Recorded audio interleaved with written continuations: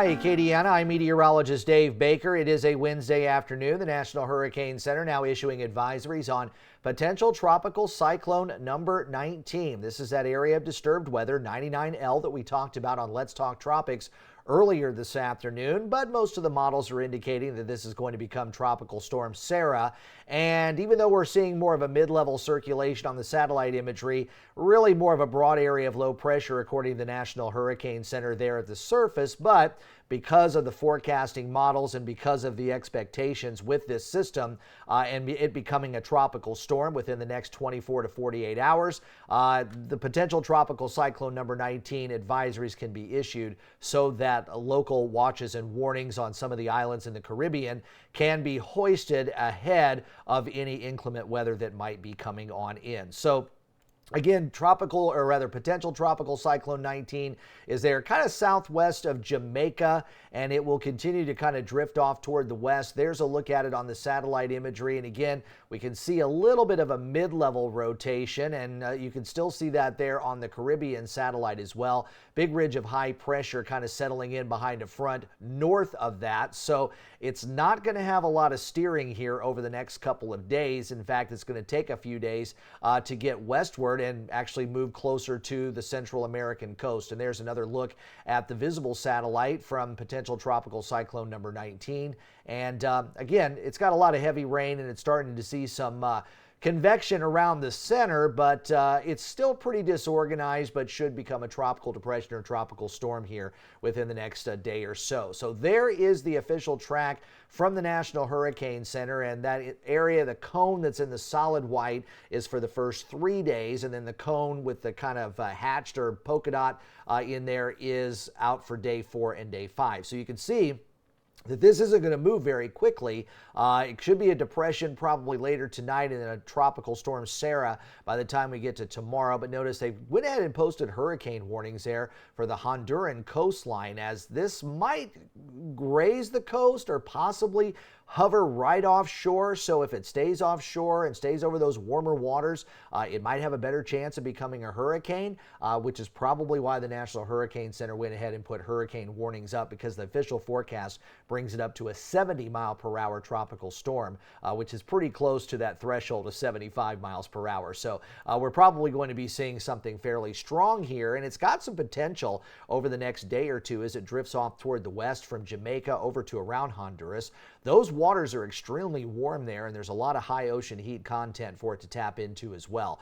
So with some low wind shear that's currently in place, it's got some potential of becoming a fairly strong system in a short period of time. So even though we're still below tropical depression status, it could be a Category 1 hurricane by the time it reaches the Honduran coastline. And then, depending on whether or not it stays offshore and how much it interacts with the Yucatan Peninsula, we'll have to wait and see what happens, because most of the forecasts are showing that ridge of high pressure that will kind of keep it in a very slow movement off to the west for the next several days, that ridge is going to kind of break down and slide off toward the east, and then we've got a big trough that's going to be developing across the nation's midsection, and that's going to set a pretty good cold front here in Acadiana as well. But at this point, it looks like the timing should be able to pick this up and turn it back off toward the northeast. Now, the models have kind of gone all over the place the last couple of days. Yesterday, we had most of them going up to at least a Category 1 hurricane, and then earlier this morning, your model runs went anywhere from Category 4 all the way down to tropical storm. So they've kind of squeezed back together now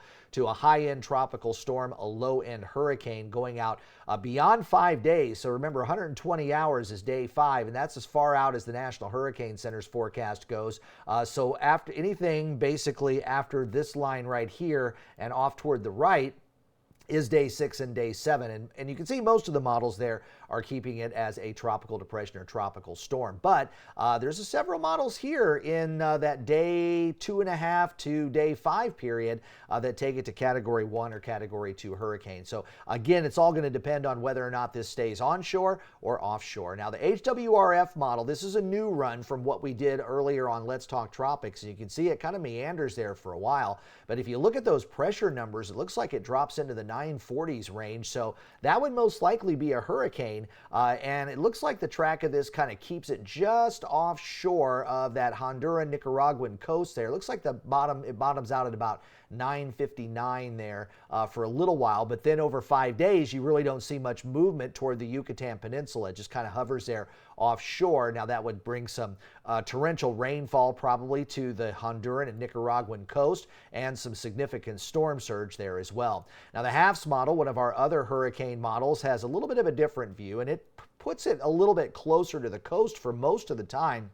And because of its interaction with land, you can see over the next 5 days that it really doesn't do a whole lot, and then it kind of drifts its way off toward the west. The unfortunate part of this is this would be throwing a lot of water on Honduras. You think that we had some flooding problems today, but the Honduran region is very mountainous, and if you remember Hurricane Mitch from 1998, it's one of the deadliest hurricanes ever in history, and it was something that stalled and slowed down. Even though Mitch was a Cat 5, when it was in the Gulf of Honduras, this remnant low pressure area kind of moved over Honduras, and it just stayed there and stayed there, and it rained itself out for several days. So even though this is forecasting something a little bit weaker, I know folks there across Central America are more concerned about the slow movement of this because of their inability to handle torrential rainfall the way other areas can handle it a little bit better.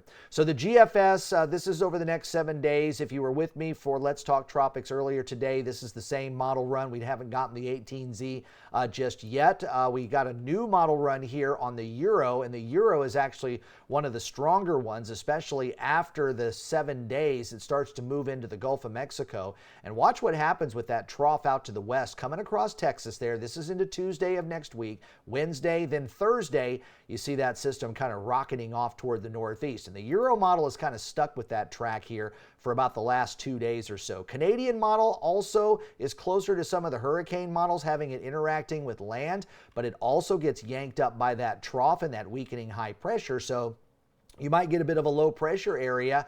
Might not be tropical in nature by the time it reaches the northern Gulf Coast, but it could be a big rainmaker like what we saw earlier today. And the Icon model is just now coming down, so it's only got 3 days that's been processed at the time that this recording is being made. But you can see the tremendous amounts of rain going into Thursday and Friday there over the northern Honduran coast and even into the weekend too.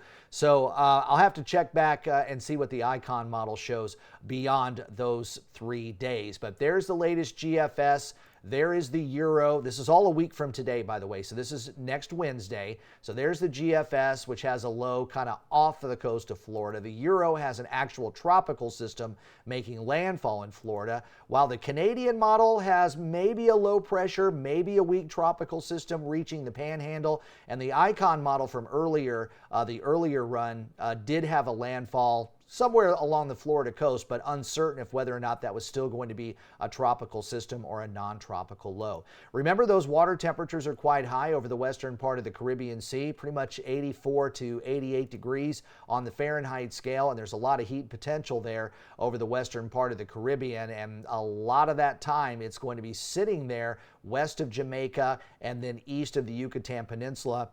Some of the highest tropical cyclone heat potential we have in the Atlantic Basin right now. So if it stalls there, it's still going to be able to churn up that warm water from below, and therefore we could see some additional strengthening because of that. Wind shear is fairly low there right now, but if it makes its way across the Yucatan Peninsula, you can see most of the Gulf of Mexico a week from today covered in wind shear, so the most likely scenario would be having it getting torn apart if it indeed makes its way back into the Gulf of Mexico. So that's what we've got right now when it comes to our latest tropical system, potential tropical cyclone number 19.